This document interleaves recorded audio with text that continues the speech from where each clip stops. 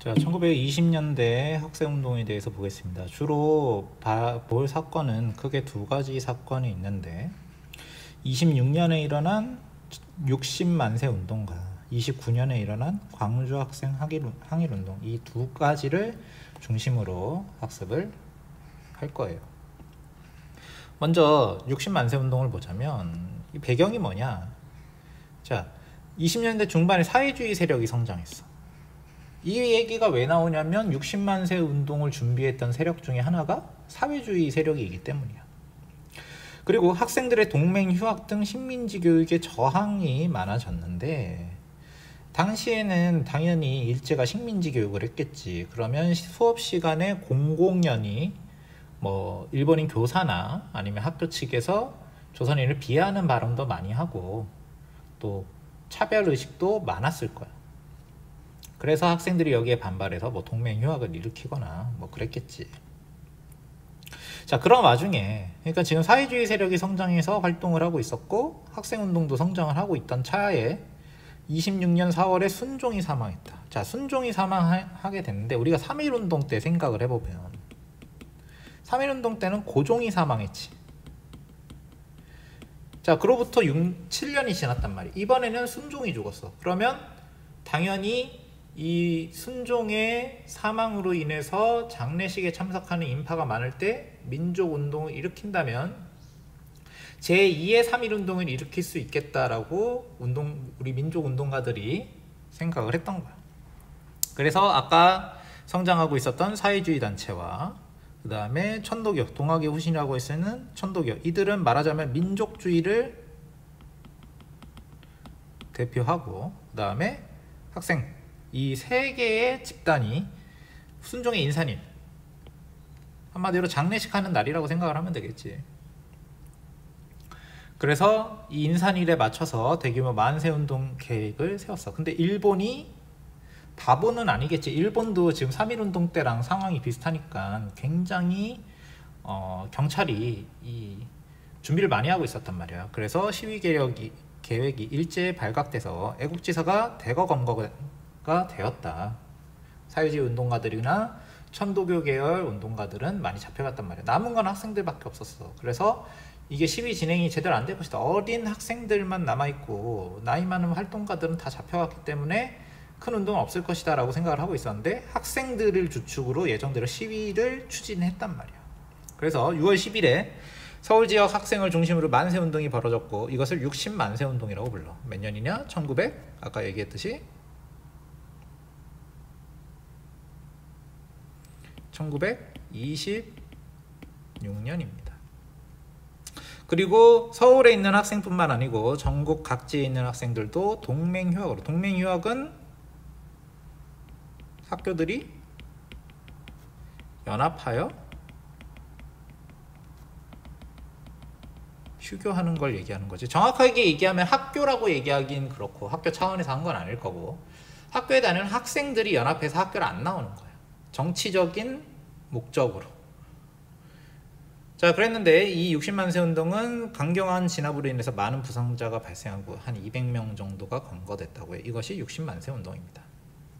자, 그럼 이 60만세 운동의 의의가 뭐냐? 자, 먼저 준비 과정에서 민족주의 계열과 사회주의 계열이 함께 참여했다. 그러면 우리가 지난 시간에 배웠던 민족유일당 운동과도 관련이 생기는 거야. 우리가 저번 시간에 민족유일당 운동을 할 때 살짝 얘기를 했어. 자, 그래서 함께 참여하니까 통일된 독립운동의 필요성을 절감했다. 민족주의 계열과 사회주의 계열이 손을 잡아야겠다.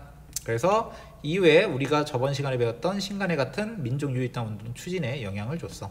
그래서 그 타임라인을 보자면 6월달에 60만세 운동이 일어났지. 같은 해 7월에 조선민흥회가 만들어지고 26년 11월에 정오회 선언. 정오회 선언이 뭐야? 정오회는 사회주의 단체인데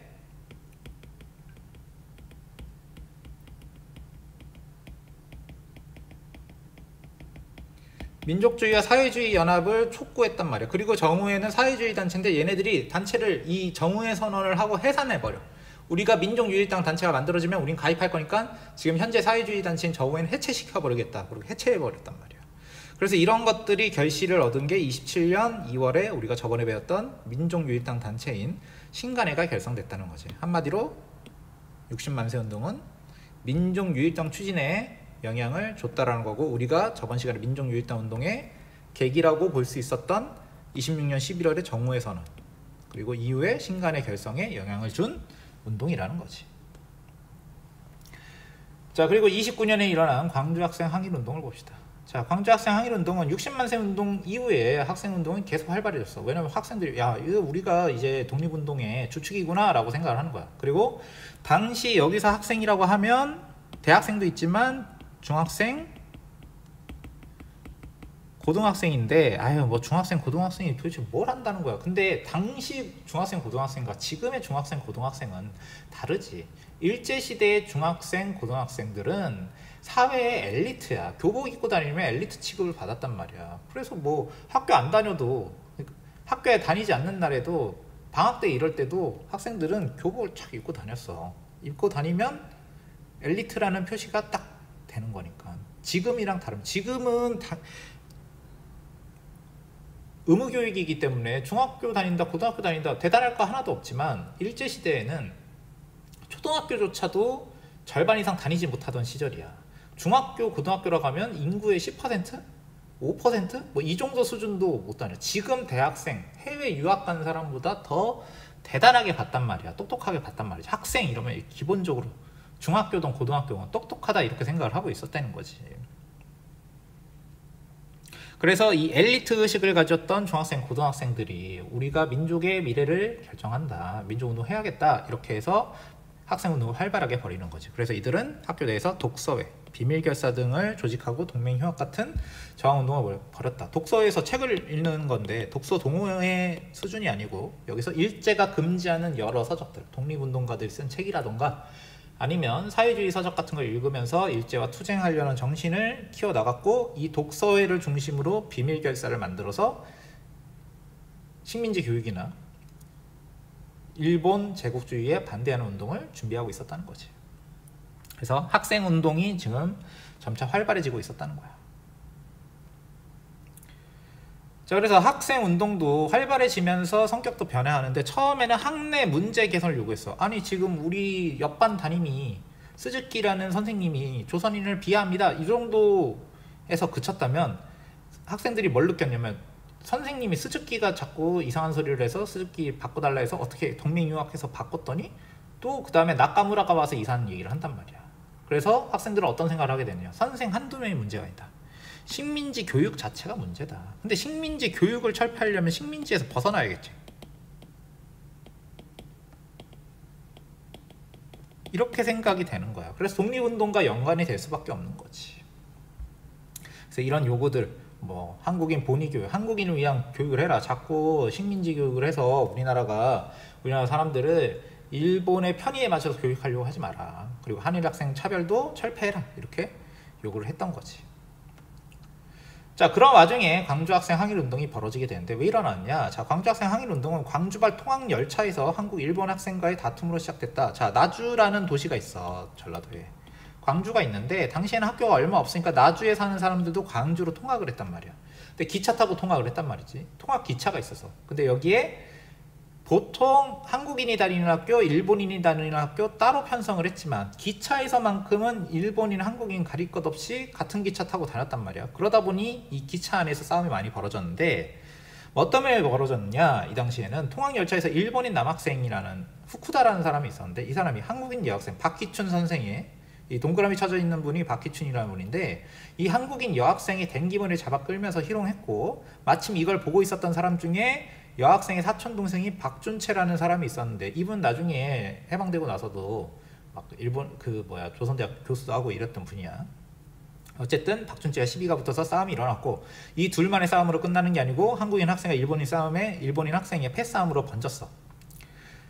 그래서 자, 이게 또 나주와 광주를 통학하는 학생들 사이에서 벌어지니까 당연히 시간이 지나고 나서는 광주 시내 전체에서 학생들 간의 패싸움까지 번지는 거지. 그래서 순사가 출동해서 일제 경찰이 이것을, 이제 패싸움이 크게 벌어지니까 학생들을 잡아들여서 해결을 보려고 했는데, 자, 당연히 이들이 일본인 학생들에게 일방적으로 유리하게 사건을 처리하게 되는 거야. 한국인 학생들은 경찰서에 갇혀서 벌을 받고, 일본인 학생들은 훈방 조치돼서 풀려난단 말이지. 그래서 한국인의 학생들의 불만이 높아졌어. 안 그래도 학생운동하면서 일제에 대한 투쟁심을 기르고 있었는데 지금 일본의 학생과 다툼이 벌어지니까 여기서 또 경찰들이 일본인 학생 편을 들었단 말이야. 자, 그렇게 긴장감이 높아지는 와중에 11월 3일에 일왕 생일 기념식에 일제 학생들에게 신사참배를 요구하고 당시 쉬는 날이었는데 학생들을 막 동원해서 막 행사를 벌였단 말이야. 그래서 한국인 학생들의 불만 더욱 높아졌어. 차별 당하고 있는데 우리가 지금 일본 천황 생일잔치에 지금 동원될 상황이냐.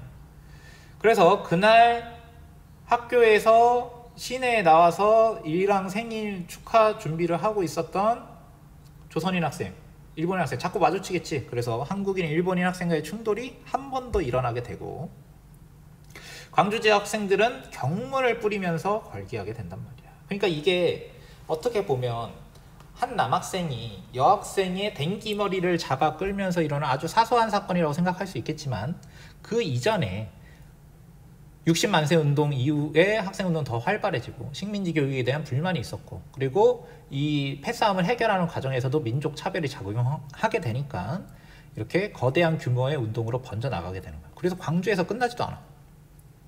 광주 학생 항일운동이 광주 시내에서 벌어진 거고, 자, 그래서 광주에서 시작된 학생 항일운동은 목포와 나주, 여기가 이제 광주를 중심으로 하는 통합권이기 때문에 광주에서 학교에 다니는 학생들이 목포 사람, 나주 사람도 있거든. 그리고 12월에는 서울 지역까지 확대가 되고 그리고 전국으로 확산이 됐어. 플러스 신간에서 이거를 대규모 민족 운동으로 키우려고 했죠. 그래서 민중대회를 열려고 시도를 했어. 잘 되진 않았지만.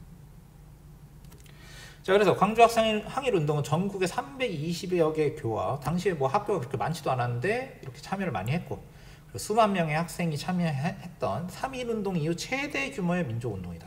3.1운동이 당연히 1등이고 규모 면에서 2등이 60만세 운동이 아니고